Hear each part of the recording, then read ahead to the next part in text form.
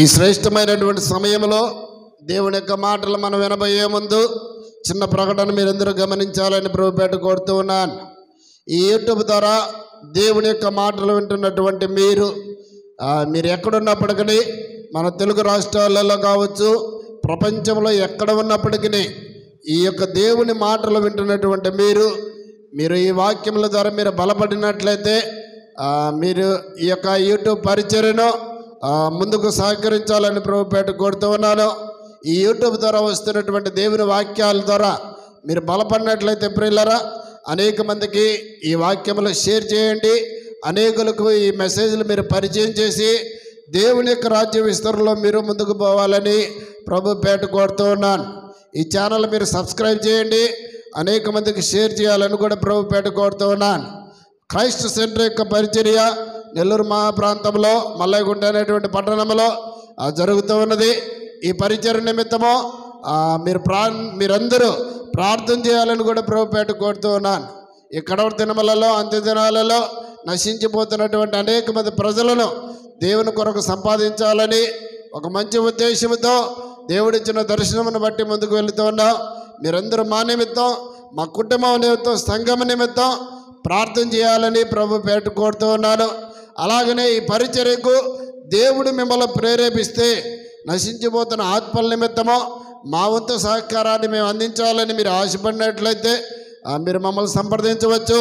మీ అమూల్యమైనటువంటి సహాయ సహకారాలు కూడా ఈ పరిచర్యకు అందించాలని ప్రభు పేరిట కోరుతూ ఉన్నాను. ఈ సమయంలో దేవుని యొక్క మాటలు మనం విందాం. దయచేసి జ్ఞాపకం చేసుకోండి, జాగ్రత్తగా దేవుని యొక్క మాటలు వినాలని ప్రభు పేరిట కోరుతూ ఉన్నాను. ఈ సమయంలో మనం ధ్యానం చేయబోతున్నటువంటి అంశము విశ్వాసము అనేటువంటి మాట మీద కొద్ది నిమిషాలు దేవుని యొక్క వాక్యములో ధ్యానము చేద్దాము. మనం ధ్యానం చేయబోతున్న అంశం యొక్క టైటిల్ ఏంటి చెప్పండి? విశ్వాసము. చెప్పాలి, అందరూ చెప్పాలి. ఏంటి చెప్పాలి? అందరూ చెప్పాలి. విశ్వాసము. పరిశుద్ధ గ్రంథంలో మనం చూసినట్లయితే హెబ్రీలకు రాసినటువంటి పత్రిక 11వ అధ్యాయము 6వ వచనం చదువుకుందాం. జాగ్రత్తగా దేవుని మాటలు వినాలని ప్రభు పేట కోరుతూ ఉన్నాను. హెబ్రీలకు రాసినటువంటి పత్రిక 11వ అధ్యాయము 6వ వచనం, విశ్వాసము లేకుండా దేవునికి ఇష్టడైండుట అసాధ్యము. దేవుని యొద్దకు వచ్చువాడు ఆయన ఉన్నాడనియు, తాను వెతుకువానికి ఫలము దయచేయవాడు అనియు నమ్మవలెను కదా. విశ్వాసమును బట్టి నోవాహు అది వరకు చూడని సంగతులను గూర్చి దేవుని చేత హెచ్చరింపబడి భయభక్తులు గలవాడై తన ఇంటి వారి రక్షణ కొరకు ఒక ఓడను సిద్ధము చేసెను. అందువలన అతడు లోకం మీద నేరస్థాపన చేసి విశ్వాసమును బట్టి కలుగు నీతికి వారసుడాయను. దేవుడి పరిశుద్ధ వాక్యమును మన వినికిడిలో దీవించి ఆశీర్వదించును గాక. ఆమేన్. హెబ్రీలు రాసిన పత్రిక 11వ అధ్యాయము 6, 7 వచనాలు ఇప్పుడు మనం చదువుకున్నాం. జాగ్రత్తగా దేవుని మాటలు వినాలి. ఇప్పుడు ఒక ప్రశ్న మీకు ఏంటంటే, విశ్వాసమును గురించి మనం ధ్యానం చేయబోయే ముందు అసలు ముందుగా విశ్వాసము అంటే అర్థం ఏమిటి? విశ్వాసం అంటే అర్థం ఏమిటో మనం తెలుసుకోవాలి. ఇక్కడ చాలామంది కూర్చొని ఉన్నారు, చాలా దినాల నుండి దేవుని దగ్గరకు వస్తూ ఉన్నారు. విశ్వాసం అనేటువంటి మాట మీ అందరికీ తెలుసు. ఇక్కడ కూర్చున్నటువంటి మీరందరూ ఎవరంటే విశ్వాసులు. ఎవరండి? అమ్మ చెప్పండి. ఎవరు మీరందరూ? విశ్వాసులు. ప్రపంచంలో 2 రకాలైన బ్యాచ్లు ఉంటారు, విశ్వాసులు, అవిశ్వాసులు. ఏంటి చెప్పండి? విశ్వాసులు, అవిశ్వాసులు. నాయన ప్రసాదు, ఎవరుంటారు ప్రపంచంలో? 2 బ్యాచ్లు. మొదటి బ్యాచ్ ఎవరు చెప్పండి? విశ్వాసులు. రెండో బ్యాచ్ అవిశ్వాసులు. విశ్వాసులు అంటే ఎవరు? యేసయ్యను నమ్ముకున్నటువంటి వారిని విశ్వాసులు అంటారు. యేసయ్యను నమ్మనటువంటి వారిని అవిశ్వాసులు అని అంటారు. యేసయ్య కొరకు బ్రతుకుతున్నటువంటి వారిని విశ్వాసులు అని అంటారు. మారు మనసు పొంది బాప్టిజం తీసుకొని ప్రభు రక్తం చేత కడగబడి ప్రతి వారం దేవుని సన్నిధికి వస్తూ దేవుని సన్నిధిలో క్రమంగా బలలో చేవేస్తూ దేవుని కొరకు నీతి కొరకు బతుకుతూ నీతి దేవుడి యొక్క రాజ్య నిమిత్తం ప్రయాసపడుతూ దేవుని రాకడ కొరకు ఎవరైతే ఎదురు చూస్తుంటారో వాళ్ళందరిని ఏమంటారంటే విశ్వాసులు అని అంటారు. ఏమని అంటారు అమ్మా చెప్పండి? విశ్వాసులు అని అంటారు. ఇప్పుడు ఇక్కడ కూర్చున్నటువంటి మీరందరూ ఎవరు? విశ్వాసులా అవిశ్వాసులా? చెప్పండి. అవిశ్వాసులా? విశ్వాసులు. మీరందరూ ఎవరు? విశ్వాసులు. విశ్వాసులైనటువంటి మీకు అసలు విశ్వాసం అంటే అర్థమేంటో తెలియాలిగా, తెలియాలా లేదా? విశ్వాసము లేకుండా దేవునికి ఇష్టలై ఉండుట అసాధ్యము అని అంటున్నాడు. అంటే అర్థమేంటి? అర్థం ఏంటి? దేవునికి ఇష్టలై ఉండాలంటే మళ్ళీ ఏముండాలంట అమ్మా చెప్పండి? విశ్వాసం ఉండాలంట. ఏముండాలి? విశ్వాసం ఉండాలి. నీ విశ్వాసం ఈరోజు ఏ స్టేజ్లో ఉంది? విశ్వాసము నీ జీవితంలో ఏ స్టేజ్లో నువ్వు ఉన్నావు? నువ్వు ఏ స్టేజ్లో నువ్వు ఉన్నావు తెలుసుకోబోయే ముందు అసలు ముందు విశ్వాసం అంటే అర్థమేంటో తెలుసుకోవాలి. ఏంటి చెప్పండి విశ్వాసం అంటే? అమ్మా విశ్వాసం అంటే అర్థం ఏమిటి చెప్పాలి. ఏంటి చెప్పండి విశ్వాసం అంటే? విశ్వాసం అంటే అర్థం ఏమిటి? ఏంటి విశ్వాసం అంటే? తెలుసా తెలీదా మీకు? లేని దాన్ని ఉన్నట్టుగా ఊహించడమే. చూసారా? ఏదైతే మన జీవితంలో లేదో అమ్మా వినండి, మీకు తెలియకపోతే తెలుసుకోండి, తెలుసుకున్న వాళ్ళు ఇంకా జాగ్రత్తగా వినండి. ఏదైతే మన జీవితంలో లేదో, ఏదైతే అవసరత మన జీవితంలో ఉన్నదో, ఏదైతే మన జీవితంలో కొరతగా ఉన్నదో దాన్ని దేవుని మీద నమ్మకం ఉంచి దేవుని సన్నిధిలో ఎదురు చూసే విధానాన్ని విశ్వాసం అని అంటాం. దేవుని నామ స్తోత్రం కలుగునుగాక. విశ్వాసం అంటే దేవుని సన్నిధిలో నమ్మకం ఉంచడం అన్నమాట. దేవుణ్ణి నమ్మడం అన్నమాట. ఏంటి మీరు చెప్పాలి? విశ్వాసం అంటే ఏంటి చెప్పండి? నమ్మడం. ప్రపంచంలో మనం పరిశీలన చేస్తే పరిశుద్ధ గ్రంథంలో 2 బలమైనటువంటి పదాలు ఉన్నాయి. ఆ పదాలు ఏంటంటే విశ్వాసము, నిరీక్షణ. ఏంటి చెప్పండి? విశ్వాసము, నిరీక్షణ. విశ్వాసం అంటే అర్థమేంటి? నిరీక్షణ అంటే అర్థమేంటి? విశ్వాసం అని అంటే లేని దాన్ని ఉన్నట్టుగా నమ్మడాన్ని ఏమంటారు? విశ్వాసం అని అంటారు. దేన్నైతే నమ్ముతున్నామో, ఏదైతే దేవుడు మనకి ఇస్తాడని మనం ఎదురు చూస్తున్నామో ఆ ఎదురు చూసేటువంటి స్థితిని ఏమంటారు? నిరీక్షణ అంటారు. విశ్వాసం అంటే నమ్మడం, నిరీక్షణ అంటే ఎదురు చూడడం. ఏదైతే నీ జీవితంలో లేదో, ఏదైతే కొరతలు ఉన్నాయో అమ్మా వినండి, జాగ్రత్తగా వినాలి. ఇప్పుడు నీకు బాగలేదు, అనారోగ్యంతో ఉన్నావు, ఎన్నో సంవత్సరాల నుంచి బాధపడుతున్నావు, ఎన్నో సంవత్సరాల నుంచి నువ్వు స్వస్థత కోసం ఎదురు చూస్తున్నావు, ఎంతో డబ్బులు పెట్టావు, ఎన్నో హాస్పిటల్ చుట్టూ తిరిగావు, ఎన్నో మంది డాక్టర్లను సంప్రదించావు, ఎన్నో మందులు వాడావు, ఎన్నో వేల రూపాయలు ఖర్చు పెట్టావు. నీ జీవితంలో ఏం లేదు, ఏం లేదు. నీ జీవితంలో స్వస్థత లేదు. అయితే నువ్వు ఇప్పుడు ఏం చేసావు? డబ్బు పెట్టి ఖర్చు పెట్టి హాస్పిటల్ చుట్టూ తిరిగి డాక్టర్లు సంప్రదించి ఎన్నో దగ్గర తిరిగినా కానీ నీలో ఏం రాలేదు? స్వస్థత రాలేదు. ఇప్పుడు ఎవరి మీద నువ్వు నమ్మకం ఇస్తున్నావు? దేవుడు నన్ను బాగు చేస్తాడు. అమ్మా చెప్పండి, అందరూ చెప్పండి. దేవుడు నన్ను బాగు చేస్తాడు, దేవుడు నన్ను స్వస్థపరుస్తాడు, దేవుడు నన్ను తాగుతాడు, దేవుడు నాకు విడుదలను ఇస్తాడు, దేవుడు నన్ను విడిపిస్తాడు, దేవుడు నన్ను బలపరుస్తాడు, దేవుడు నాకు సహాయం చేస్తాడు, దేవుడు నన్ను నిలబెడతాడని లేని దాని గురించి నువ్వు ఎప్పుడైతే దేవుని నమ్ముతావో దాన్ని ఏమంటుంది చెప్పండి? విశ్వాసం అని అంటారు.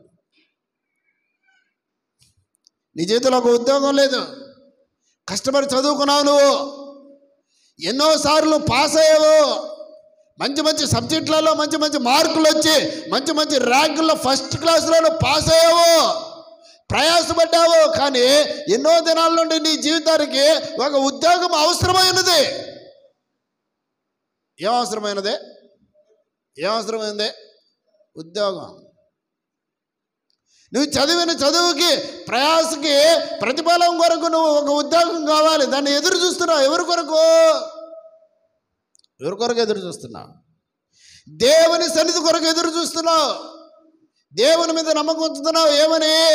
ఆయన మీద నేను నమ్మకం ఉంచితే నాకు నేను చదివిన చదువుకి ఒక గొప్ప ఉద్యోగం నాకు వస్తుంది. లేదా నీ కుటుంబంలో నీ బిడ్డలు ఉన్నారు. నీ బిడ్డలకు ఎన్నో సంవత్సరాల నుంచి వివాహాలు కాలేదు. ఏం కాలేదు? వివాహాలు కాలేదు.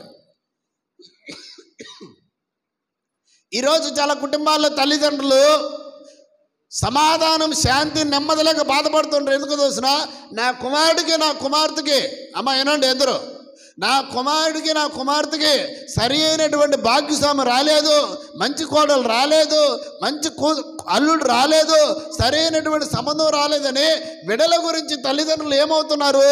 సతనమైపోతూ ఉన్నారు. ఏం ప్రసాదు? సతమతమైపోతున్నారు. ఏంటి? మంచి సంబంధాలు నా బిడ్డలకు రావడం లేదు. సరే, మంచి సంబంధాలే వచ్చాయి, వివాహం అయింది, సంతోషంగా ఉన్నారు. పెళ్ళైన తర్వాత ఎన్నో సంవత్సరాల నుంచి సంతానం లేదు. ఏం లేదు? బిడ్డలు పుట్టడం లేదు. ఎన్నో సంవత్సరాల నుండి బిడ్డలు లేక, పెళ్ళిళ్ళు అయ్యి బిడ్డలు లేక వాళ్ళ దాంపత్య జీవితంలో గర్భఫలం కొరకు చాలామంది నిరుత్సాహపడుతున్న వాళ్ళు ఉన్నారు. ఉన్నారా లేరమ్మా? ఉన్నారా లేరా?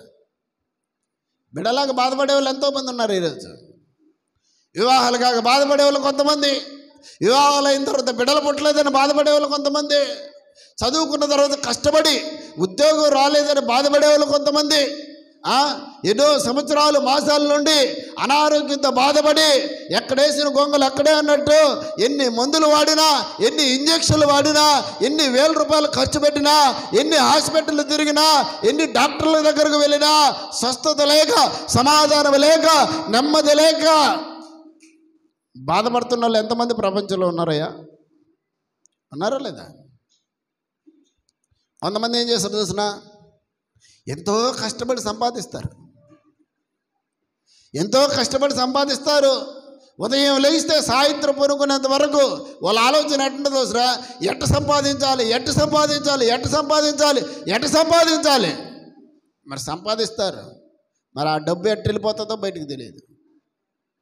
నెల అయిపోయిన తర్వాత ఏమంటామో చూసినా, ఇంత కష్టపడి సంపాదిస్తుంటే ఒక్క రూపాయి కూడా నా చేతుల్లో నిలబడడం లేదు. ఇదిగో నాకు నెల జీతం వస్తూ ఉన్నది. నెల జీతం వస్తూ ఉన్నా కానీ 2-3 రోజులు దాటిన తర్వాతనే ఈ నెల జీతం ఎలా వెళ్ళిపోతుందో అర్థం కావడం లేదు. అంటున్నారన్నట్లేదా?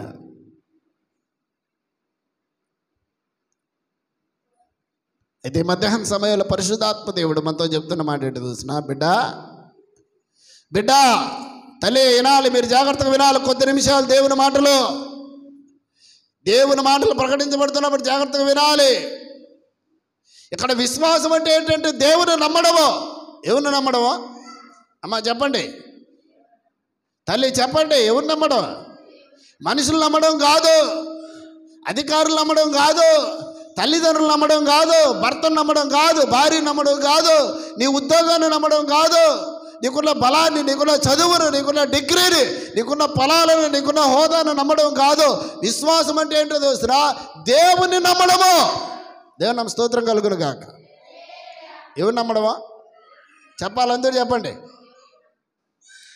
అందరూ చెప్పాలి. ఎవరు నమ్మడమా? ఎవరు నమ్మడం చెప్పాలి. మరి దేవుని నమ్ముతున్నావు నువ్వు? ఇప్పుడు నేను చెప్పాను, అనారోగ్యంతో బాధపడే వాళ్ళు కొంతమంది ఉన్నారా లేదా? బిడ్డలకు వివాహాలు కావట్లేదని బాధపడే వాళ్ళు కొంతమంది ఉన్నారు. బిడ్డలకు వివాహాలు అయిన తర్వాత గర్భఫలం లేదని బాధపడే వాళ్ళు కొంతమంది ఉన్నారు. బిడ్డలు చదువుకున్న తర్వాత కష్టపడి చదువుతున్నారని, చదివిన తర్వాత ఉద్యోగాలు రావట్లేదని బాధపడే వాళ్ళు కొంతమంది ఉన్నారు. అప్పులు పడిపోయి అప్పులు ఎలా తీర్చాలో అర్థం కాక సతమతమైపోతూ పిచ్చోళ్ళు అయిపోయి తిరుగుతూ మెంటల్ డిప్రెషన్లోకి వెళ్ళిపోతూ చాలామంది ఈ అప్పుల ఊబిలో ఉండి బయటకు రాలేక ఆత్మహత్యలు చేసుకునే వాళ్ళు చాలామంది ఉన్నారా లేదా? మరి వీటన్నిటి నుంచి ఈ యూట్యూబ్ ద్వారా చూస్తున్నటువంటి బిడ్డలారా, ప్రపంచంలో ఇప్పుడు నేను చెప్పిన విషయాలలో కుటుంబంలో భార్య భర్తకు పడక సమాధానం లేక బిడ్డలు చెప్పిన మాట ఎండవలేదని బిడ్డలు తల్లిదండ్రులు కళ్ళు కప్పి లోకంలోకి ఇష్టం వచ్చినట్టు పోయి తింటూ తాగుతూ ఇష్టం వచ్చినట్టు జీవిస్తూ సమాధానం లేక నెమ్మది లేక ఈ రోజును కూరుకొని పోతూ ఉంటే పరిశుద్ధాత్మ దేవుడు మనతో ఒక మాట చెప్తున్నాడు. ఏంటి దోసన? నువ్వు నన్ను నమ్ముకో, నన్ను నా మీద ఆధారపడు. అమ్మా, ఎవరు నమ్ముకోవాలంట మనం? చెప్పండి, ఎవరు నమ్ముకోవాలి? ఆయన నమ్ము. నువ్వు ఏం ఆలోచించాలో తెలుసునా? నేను చేసే ప్రతి పనిలో ఆయన సహాయం నాకు ఉండాలి అని ఆలోచించాలి. నువ్వు ఎవరు సహాయం ఉండాలా? ఎవరు సహాయం ఉండాలి? ఎవరు సహాయం ఉండాలయ్యా? దేవుని సహాయము నాకు ఉండాలి.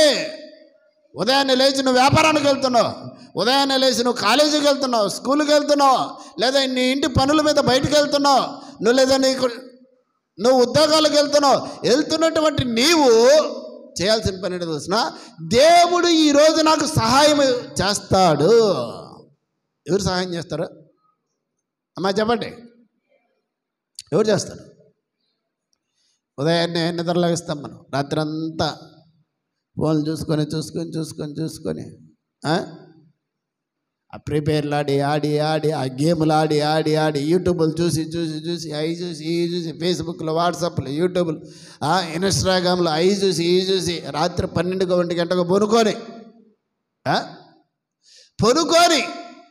ఉదయాన్నే లేచి ప్రార్థన చేయాలనే ఆలోచన ఉండదు. రాదు అది. ఎందుకు చెప్పు? ఎందుకు? అదే వ్యాపారం వెళ్ళాలంటే, లేదా ఏదైనా పెళ్ళికి వెళ్ళాలంటే, లేదా ఏదైనా ఊరికి వెళ్ళాలని అంటే ఏం చేయాలా? ఇప్పుడు ఒక ఊరికి వెళ్ళాలి, ఒక అరగంట ముందో 20 నిమిషాల ముందో రైల్వే స్టేషన్కో బస్ స్టాండ్కో మనం పోయి అక్కడ నిలబడాలి. అవునా కదా? ఏంటి, ఊరికి వెళ్ళాలంటే ముందుకు వెళ్తున్నావు, పెళ్ళిళ్ళకి వెళ్ళాలంటే ముందుకు వెళ్తున్నావు, చావులకు వెళ్ళాలంటే ముందుకు వెళ్తున్నావు, పుట్టినరోజులకు వెళ్ళాలంటే ముందుకు వెళ్తున్నావు, ఫంక్షన్లకు వెళ్ళాలంటే ముందుకు వెళ్తున్నావు, ఏదైనా కార్యక్రమాలు వెళ్ళాలంటే ముందుకు వెళ్తున్నావు. మరి దేవుని దగ్గరికి రావాలంటే ఆదివారం లేచి దిట్టంగా 8 గంటలకు 9 గంటలకు లేచి అటు ఇటు పోయి ఒక టీయో కాఫీయో తాగి 9:30కి 10 గంటలకు రెడీ అయ్యి పాదామా వద్దా అంటే సబ్జెక్ట్ చెప్పండి. పోదామా వద్దా? పాకపోతే పాస్టర్ ఏమన్నా అనుకుంటారు, పాకపోతే ఏమన్నా అనుకుంటారు. పోవాలి, పాకపోతే ఎలానో పత్తపాట.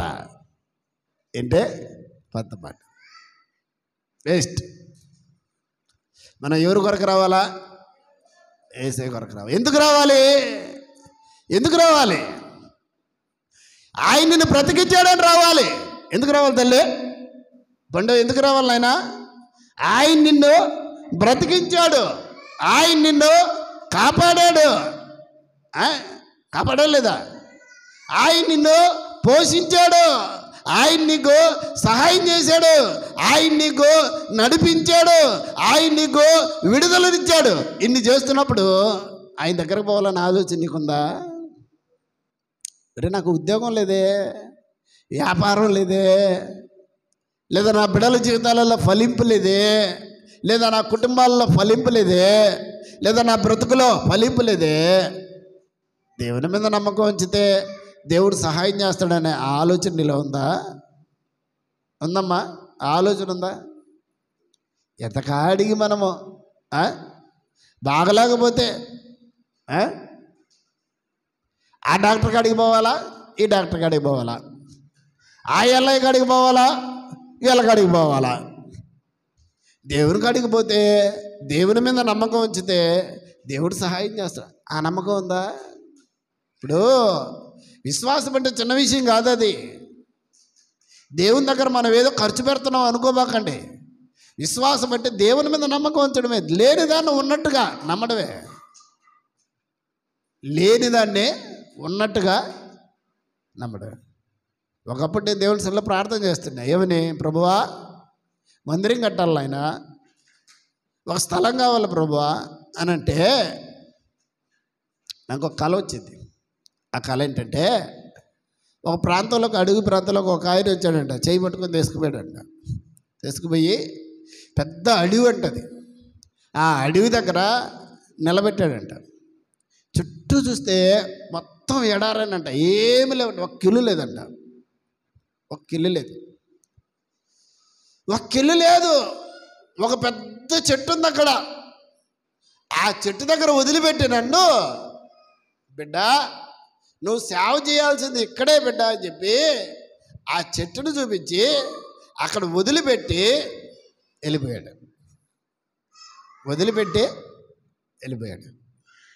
నేను చుట్టుపక్కల చూస్తున్నానంట, 4 వైపులు ఏమీ లేదంట, ఏమీ లేదంట. అమ్మా కొద్దిగా బయటికి తీసుకుపో, తీసుకెళ్ళ బయటికి తీసుకుపో కొద్దిగా. చుట్టుపక్కల చూస్తున్నానంట. చుట్టుపక్కల చూస్తుంటే ఎవరు అగపడ్డోళ్ళ నా కంటికి అంటే ఎవరు అగపట్టలా. ఏంటి నాయనా, మీ సేవ చేయాలని, మందిరం కట్టాలని, మీ కొరకు నిలబడాలని ప్రార్థన చేస్తే ఈ అడవిలో తీసుకొచ్చి ఇక్కడ వదిలిపెట్టేవాడు ఎవరు లేరయ్యాడా. ఏంటి ప్రభుని ఏడుస్తున్నాడంట, పెద్ద పెద్దగా ఏడుస్తున్నా అంట. పెద్ద పెద్దగా ఏడుస్తూ ఉంటే ఆ భుజం తట్టి, బిడ్డ ఏడబాగు, ఇదిగో ఇటు చూడన్నాడంట. తూర్పు సైడ్ చూస్తుంటే ప్రవాహాలాగా వస్తున్నారట జనాలు. బిడ్డ ఇటు చూడన్నాడంట. ఎటు చూశానంట, ఇటు కూడా ప్రవాహాలు, నలువైపుల ప్రవాహాల్లోకి వస్తూ ఉన్నారు జనాలు. బిడ్డ బాధపడబాకు, నువ్వు సేవ చేసేటువంటి ప్రాంతం ఇదే అని చెప్పి నన్ను బలపరిచి వదిలేసి వెళ్ళిపోయాడు. ప్రియులరా, అది దేవుని అడుగుతా ఉన్నా నేను, నాయనా ఏంటి ప్రభువా, ఒక అడవిలోకి నన్ను తీసుకెళ్తేవి, ఒక పెద్ద చెట్టును చూపిస్తేవి, జనాలేమో ప్రవాహాలు వస్తూ ఉన్నారు, ఎక్కడ ప్రభువా మీ సేవ చేయాలా, ఏంటి నాయనా అని దేవుణ్ణి అడుగుతూ దేవుని మీద ఒక నమ్మకం ఉంచా. ఏముంచారో నమ్మకం. ఎక్కడో ఒక దగ్గర దేవుడి పని దేవుడు జరిగించబోతున్నాడు, దేవుడు మందిరం కట్టించబోతున్నాడు, దేవుడు గొప్ప కార్యం చేయబోతున్నాడు, నమ్మకం ఉంచాం. ఏముంచామా దేవుని స్తోత్రం కలుగును గాక. ఇప్పుడు ఈ ప్రాంతంలో ఈ మందిరం పడి ఒక 4-5 సంవత్సరాలు అవుతుంది అనుకోండి, ఈ ఇల్లు పడి. అంతకుముందు ఇది ఎలా ఉన్నది తెలిసిన, ఒక అడవిలాగా ఉన్నది. ఇది ఎలా ఉన్నది అడవిలాగా ఉన్నది. ఒక రోడ్డు లేదు, కరెంటు లేదు, నీళ్లు లేవు, మనుషులు లేరు, ఎవ్వరూ లేరు. ఈ ప్రాంతానికి వచ్చా చూడాలని వచ్చినప్పుడు దేవుడు ఈ ప్రాంతంలో ఇంత గొప్ప మందిరాన్ని తన కృపను బట్టి అనుగ్రహించాడు. దేవుని నామ స్తోత్రం కలుగును గాక. మరి ఆ రోజు దేవుడు నాకు చూపించింది, ఈరోజు దేవుడు నాకు ఇచ్చింది, లేదా మనకిచ్చింది, మన పరిచర్యకి ఇచ్చింది, మన కుటుంబానికి, ఆత్మీయ కుటుంబానికి ఇచ్చినటువంటి సంఘం దేవుడు చూపించాడా లేదా, దేవుడు సహాయం చేసాడా లేదమ్మా. దేవుని మీద ఏముంచామో, నమ్మకం ఉంచామో. ఏముంచామో తల్లి, ఎంత గొప్ప మందిరం కడతామని మా లైఫ్లో మేము ఎప్పుడైనా అనుకున్నావా? లేదా మీరు వచ్చి ఇక్కడ కూర్చొని దేవుడిని ఆరాధిస్తారని మీరు ఎప్పుడైనా అనుకున్నారమ్మా? ఒక 2-3 సంవత్సరాలు లేదా ఒక 5 సంవత్సరాలు మీరు వెనక్కి తిరగేసుకోండి. ఇంత గొప్ప మందిరంలో దేవుడు మాకు అనుగ్రహించి ఈ మందిరంలోకి వచ్చి ఆయన స్తుతించి గణపరుస్తామని చెప్పి మీరు అనుకోమనంటారు ఎప్పుడైనా? నమ్మాలి. మనం ఏం చేయాలా? నమ్మాలి. ఎవరు నమ్మాలి? దేవుని నమ్మాలి. అబ్రహాంకి 75 సంవత్సరాల దాకా గర్భఫలం లేదు, బిడ్డలు లేరు. ఎన్ని సంవత్సరాలు? 75 సంవత్సరాల దాకా. 75వ సంవత్సరంలో చెప్పాడు. 75 సంవత్సరాలు ఎట్టుంటారు సాయి? ముసలోళ్ళు అయిపోయి ఉంటారా లేదా? వృద్ధాప్యంలో ఉంటారా లేదా? గర్భం కూడా మోయబడి ఉంటుందా లేదా? హోప్ లేదు, బిడ్డలు పుడతారు.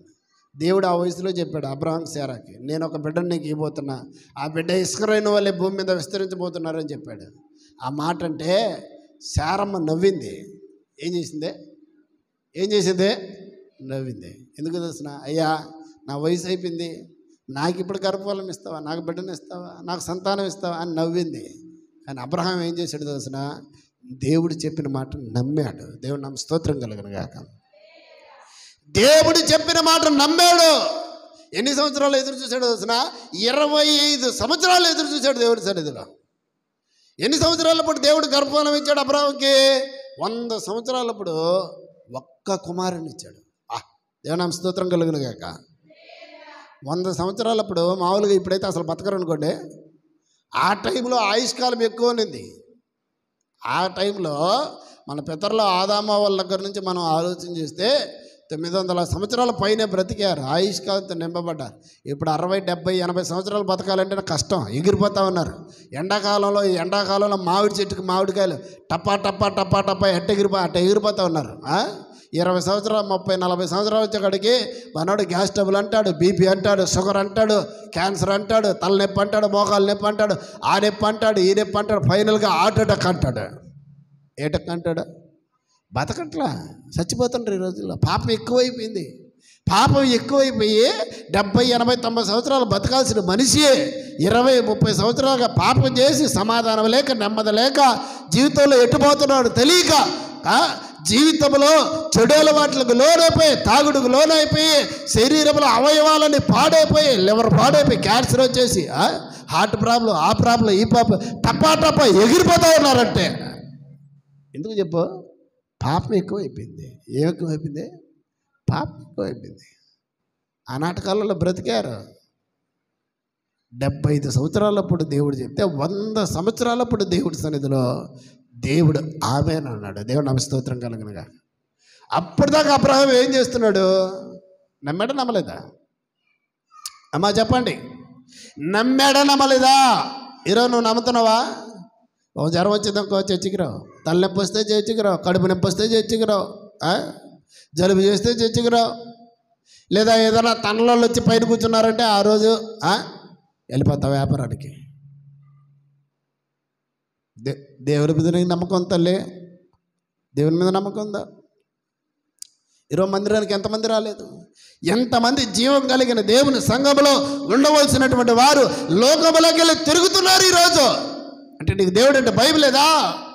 దేవుడు అంటే భక్తి లేదా? దేవుడు నిన్ను కాపాడింది లోకంలో నీకు ఇష్టం వచ్చినట్టు తిని తాగమని, నీకు ఇష్టం వచ్చినట్టు తిరగమని దేవుడు నిన్ను కాపాడా? వారమంతా దేవుడు నిన్ను కాపాడలేదా? ఆహారమనిచ్చి, ఆరోగ్యమనిచ్చి, శక్తినిచ్చి, బలమనిచ్చి, జ్ఞానాన్నిచ్చి, నీ వయసును పొడిగిస్తూ, నీ జీవితాన్ని ముందుకు నడిపిస్తూ ఉంటే నువ్వేం చేస్తున్నావు? ఏం చేస్తున్నావు? నీకు ఇష్టం వచ్చినట్టు తిని తాగి తిరుగుతూ ఉన్నావు. మరి దేవుడు చూస్తున్నాడుగా. దేవుడు చూస్తున్నాడు, చూడట్లేదా? దేవుని బిడ్డ, ప్రియ సహోదర సహోదరి, విశ్వాసము లేకుండా దేవునికి ఇష్టలై ఉండట అసాధ్యం. కాబట్టి దేవుని నమ్ము. ఆయన నిన్ను ఇష్టపడాలంటే నీలో విశ్వాసం ఉండాలి. ఆయన నిన్ను మెచ్చుకోవాలంటే నీలో ఏముండాలి? విశ్వాసం ఉండాలి. కాబట్టి ఇంకా ఎవరైనా నీ జీవితంలో విశ్వాసం లేకపోతే, దేవుని మీద నమ్మకం ఉంచకపోతే, మనుషుల మీద పెడుతూ ఉంటే, మనుషులను ఆశ్రయిస్తూ ఉంటే, మనుషుల మీద డిపెండ్ అవుతూ ఉంటే, ప్రభుని అడుగు, ప్రభువా నేను నీ మీద ఆధారపడాలయ్యా, నీ కొరకు బ్రతకాలి ప్రభువా, నిన్నే నేను నమ్ముకోవాలి ఆయన, నీ కొరకే నేను బ్రతకాలి ప్రభు, నీ కొరకు జీవించాలి అని ప్రభుని అడుగు. ప్రభు నీకు సహాయం చేయడానికి సిద్ధంగా ఉన్నాడు. దయచేసి అందరూ కళ్ళు మూసుకొని ప్రార్థన చేసుకుందాం. దయచేసి అందరూ మోకరించండి, ప్రార్థన చేసుకుందాం. మహోన్నతుడా, మీ పాదాలకు వందనాలు చెల్లిస్తున్నాను ఆయన. మమ్మల్ని ప్రేమించి మా జీవితాలలో మీరు ఇచ్చిన శ్రేష్టమైన దినం సమయం గడియను బట్టి వందనాలు. విశ్వాసం లేకుండా దేవునికి ఇష్టలై ఉండటం అసాధ్యమని మీ వాక్యాలు సెలవిచ్చారు అయ్యా. మా జీవితాల్లో విశ్వాసం కలిగి, నమ్మకం కలిగి, యథార్థత కలిగి మీ మీద ఆధారపడడానికి సహాయం చేయండి. మీ సన్నిధికి వచ్చిన ప్రతి బిడ్డను దీవించండి, రాలేని బిడ్డలను క్షమించండి. ఈ వాక్యం ఎంతమంది బిడ్డలు ప్రపంచంలో వింటూ ఉన్నారు, వారందరితో మీరు మాట్లాడి గొప్ప కార్యం చేయండి ప్రభువా. ఇంతవరకు వాళ్ళ శక్తి మీద, వాళ్ళ జ్ఞానం మీద, వాళ్ళ డబ్బు మీద, అయ్యా వాళ్ళ పదవుల మీద, వాళ్ళ హోదా మీద, వాళ్ళ పలుకుబడి మీద ఆధారపడి ఫలితం లేకుండా పోయింది కదా ప్రభువా. ఈరోజు నీ మీద ఆధారపడాలని ఒక ఆలోచన, మనస్సును దయచేయండి ప్రభువా. మీ సన్నిధికి వచ్చిన ప్రతి బిడ్డను దీవించమని, రాలేని బిడ్డలకు క్షమించమని యేసు నామమున అడుగుచున్నాను తండ్రి. ఆమేన్.